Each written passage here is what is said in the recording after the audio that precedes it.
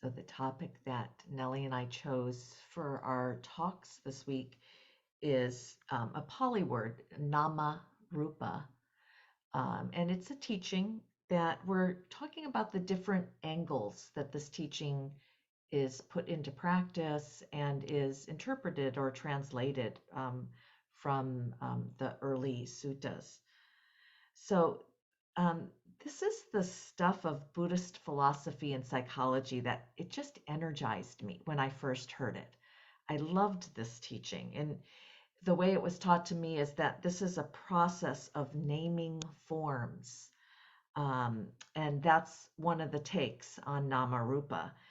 And it's a teaching that supports deep interest in our thoughts and feelings during meditation. The naming forms process happens really quickly. It's kind of a something that we do reflexively, and it is the way we become aware of things through naming what we see. And I would even go so far to say as we're wired this way.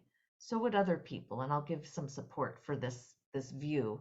Um, but we become more aware of things when we see them, if we can name them, describe them, give them some credence within our culture and our language. So I just thought of a few things offhand, like, for example, these are just some examples of naming forms.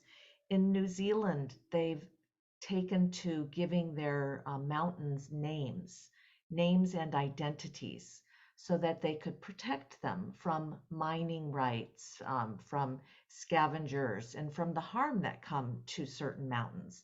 So the mountains, by being named, have a protective status.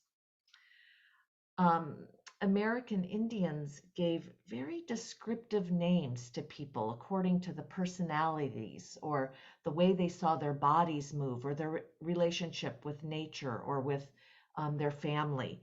And they weren't just one word names, they were longer names. And this is, again, a naming process that is more descriptive and more, I would say, gets more detail in it. Um, and then more, I mean, this is actually interesting to me, is that we name gods and ghosts, things that don't have much form, that we can't see, or that are really invisible. Um, Yet we've identified them through the ages. I mean, I know Casper, not personally, but Shiva, and the gods have names, and so do the ghosts. So, in in a sense, the meditation practice that we do, reflective meditation, we are really, I would say, enhancing the naming and forming process, because we give name, description, words to the form of our meditation after we have it. And there's so many things that happen in a meditation sitting, that you can't describe them all. You're not supposed to be able to describe them all. And you even don't have a lot of words for what happened. This is very common. But we know we felt something. We know that something was there. We can point to it. We're aware of it. And I also know that feeling in meditation when I don't know what's going on and I can't really name something. Often it's a feeling or a relationship that I have to something going on in my life. And I'm confused about it or certain about it for a while. And what it feels like when I finally can name it and describe it, that there's a sense of kind of being able to settle, and that light reflexive tendency to name it can relax because it's named. I can kind of move on and have a little bit more freedom within my meditation sitting. So, where I'm going with this is that I'm looking at this Namarupa, this naming forms. It arises dependently with our awareness. And I'm going to quote from Linda Blanchard, who's a scholar with the Secular Buddhist Association. This is an article she wrote. So, awareness, driven by our need to exist, to protect ourselves, to know ourselves in relation to the world. Awareness is itself the driving force for the way we use our abilities and our senses to identify whatever we encounter. The identification comes in terms of whether it supports our ideas and about ourselves or denies them, whether it helps us or hinders us.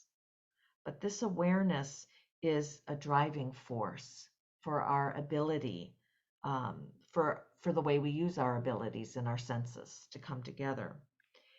And so I was thinking from reading her article, like, what made me so happy, hearing this teaching all those years ago. And it was nice to reflect upon that this morning in the sense of my identity at that time was a bad meditator.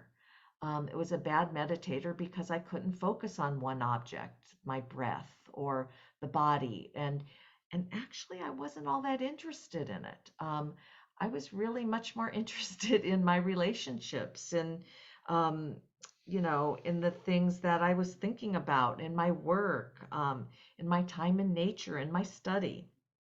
And so reflective meditation actually was a practice I could do, and it helped me unlearn the I'm a bad meditator. And it was actually something where I could learn more about the things I was interested in. So I had a hard time with at that time, and I still do. This is part of the way I teach. But I had a hard time labeling my thoughts and feelings of my experience as just a story.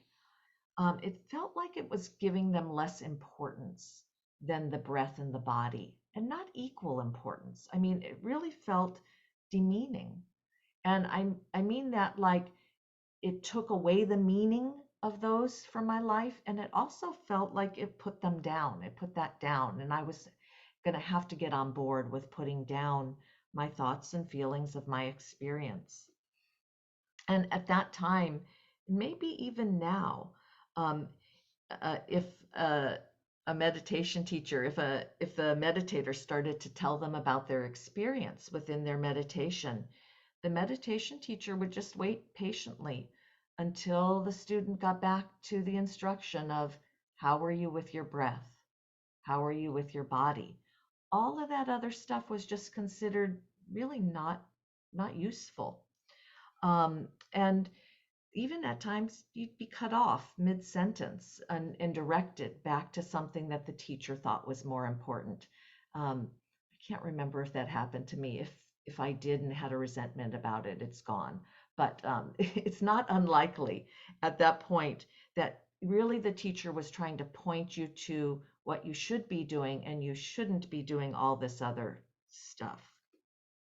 So I really find so much joy in what we've developed here, here in this daily online, and in the, numerous small groups of reflective meditation. There's over 20 groups that we have going online, most of them, with the teachers between Sati Sangha and Pine Street Sangha. And most of those groups have been going for anywhere from 5 to 15 to 20 years, something like that. So people stay together when they get into small groups and start to be able to talk about their experience in depth, and it's not demeaned. It's not considered just a story and get back to something else that's more important. And I bring this up because we're not mainstream. This is not the mainstream practice. Most of my friends aren't even interested in this. Or, many of the Dharma teachers in the Gen X community, the mindfulness teachers, they're kind of like, okay, yeah, all right, that's interesting. I wonder where that comes from. And so I thought about that sense of legitimacy that I really am looking for in our teachings, and that it's an interesting choice of a word for me, because I think of the stigma of an illegitimate child, and now less than historically, but a sense of not belonging or not being valued or not being given their name, the Father's name. And that it can have that feel when I'm trying to express our practice to other people that do mindfulness differently. So I'm going to end with one other thing that Linda said that I thought is, again, important to legitimize the direction of reflective meditation. So awareness doesn't exist without something to feed on. And it feeds on the way we identify the world in relation to ourselves. Sense data comes in and we identify with it in some way because we do this. And because we do this, awareness can keep on seeking. Having found confirmation of itself, having been fed, it goes looking for more and more, always needing to be fed. So, for example, our hungry awareness encounters an idea.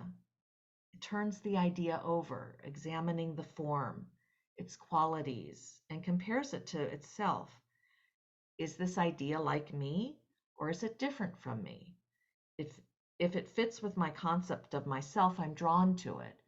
If it's too strange or too different than my own ideas, I'm averse to it. If it seems to have no value at all, it gets ignored. Again, this is just what we do by nature. No blame, no sin, just the default behavior we all share. So while we're alive, I'd say, this is me, not Linda, the other Linda, we have to eat. Our hungry awareness has to eat. And I hope you draw some comfort in that. Okay. We will practice together in our usual form, name and form, 30 minutes of meditation.